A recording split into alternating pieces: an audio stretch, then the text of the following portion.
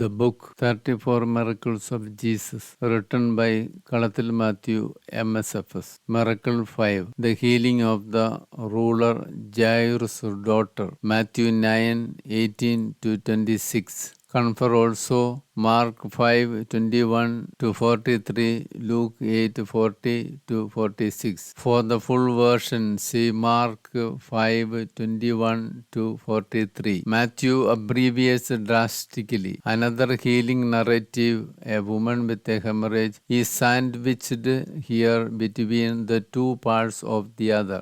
Two women are healed. In one story, woman takes the initiative in looking for help from Jesus. In the other, the woman is underage, so her father approaches Jesus for her. The story of Jairus' daughter is told in short sentences. The story of the woman with the flow of blood is narrated in long sentences. Jairus is a prominent member of the Jewish synagogue. Most likely is the one who exercised oversight for the community's religious and social affairs. This leader is an exception to Luke's generally negative picture of Jewish leaders. Verse 18. While he was saying these things to them, suddenly a leader of the synagogue came in and knelt before him, saying, "My daughter has just died, but come and lay your hand on her and she will live." Matthew 9:18. Jairus foresees the danger of meeting Jesus for help. Other synagogue authorities may punish him and he may even lose his job. But he took the initiative and courageously came forward and bowed down before Jesus and begged him to lay his hands upon his daughter and save her. An official had to do this because it was a serious issue for him. She was on the point of death and she was already dead. Jesus saw Jairus, who bowed down before him. The percentage of his faith had gone high. This is why he said, "Come and lay your hand on my little girl." He believed Jesus and gave 100% certainty. Our perception and insight will immediately change no matter whether we find Jesus or Jesus finds us. We will not be the same as before. This change itself is a miracle. We will be a renewed person. The official came to Jesus when all other possibilities had been closed before him. To come to Jesus is an important personal decision. Will we be able to come near to Jesus continuously by discarding our pride, selfishness, and greatness? The humble people can easily come to Jesus. Our wealth, authority, place in the society, and talents are nothing before Jesus. This is what the miracle teaches us. Cast away our pride. Jesus was ready to heal the daughter of an official who had closed the synagogue against Jesus. Because of the great faith of the official, Jesus was ready to go to his house, and Jesus got up and followed him with his disciples. Mark 9:19. Do we have the courage to go to Jesus and pray with such great faith? Can we really believe that Jesus will surely hear our prayer? Verse 20. Then suddenly a woman who had been suffering from hemorrhages for 12 verse 20. Then suddenly a woman who had been suffering from hemorrhages for 12 years came up behind him and touched the fringe of his cloak. For she said to herself, "If I only touch his cloak, I will be made well." Jesus turned and seeing her, he said, "Take heart, daughter, your faith has made you well." And instantly the woman was made well. Matthew 9:20-22. While Jesus and the disciples were on the way to official's house, this woman with hemorrhage wanted to touch the garment of Jesus and be healed without anyone's attention. The Jewish law considers such woman unclean always. She was a Gentile from Caesarea Philippi. Woman's touching of the clothes of Jesus was a gesture of humble request for cure. Though she was not with deep faith, she wanted to touch the garment only. The important action of her is that she came near to Jesus. As she touches the garment, she was cured and was a changed person. Power of Jesus had gone out to her immediately. Her character too changed. She comes to deep faith. That is why Jesus said, "Take heart, my daughter, your faith has made you well." And instantly the woman was made well. Matthew 9:22. She was suffering from the sickness of hemorrhage for 12 years. She touched his garment. This was because of her belief that contact with Jesus, the powerful person, could heal her.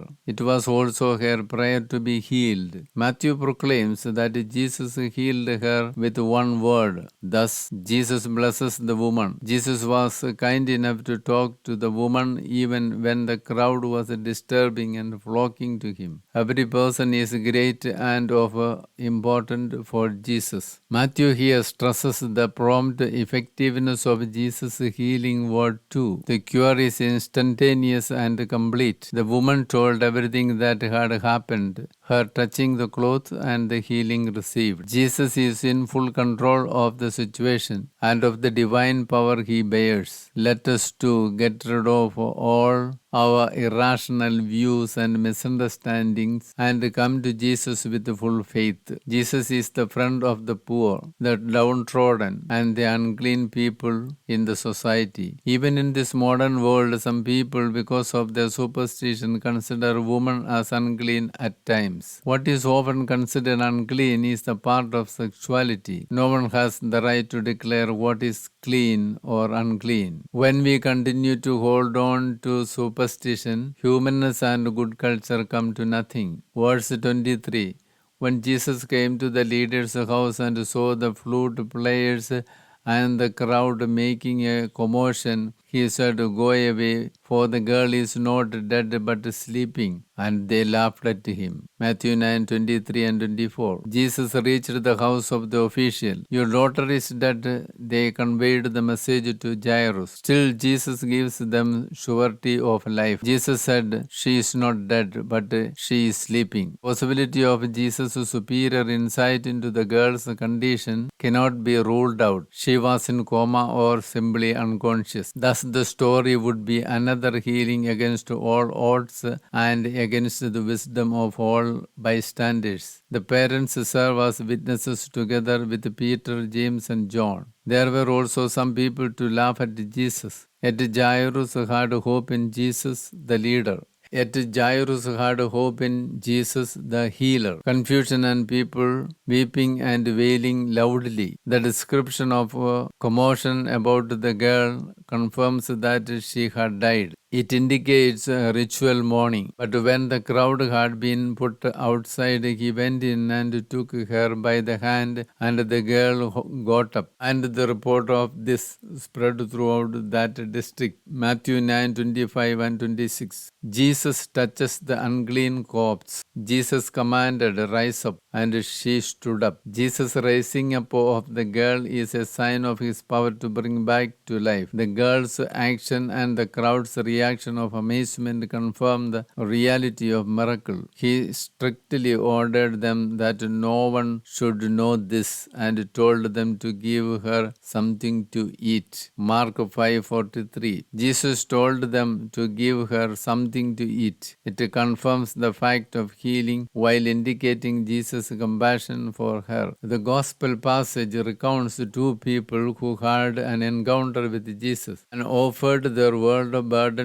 And the gospel passage recounts two people who had an encounter with Jesus and offered their world of burdens to him and thus felt energetic and enthusiastic. They encountered this interruption in life. Sicknesses and diseases are great interruptions in life. They enter into the house of life without knocking at the doors. They disrupt many plans and aspirations, and they reduce the hope for the future. Jairus' daughter on the deathbed would have dashed many hopes of their family. The long suffering of the woman with hemorrhage would have crushed her aspirations. One had tremendous mental agony as a result of worry for his beloved child. The other had also tremendous physical agony along with her mental and social stigmas. Both of them were struggling immensely to swim across the ocean of agony and pain. But both these persons also displayed a similar sort of faith in the Lord. Seeing Jesus,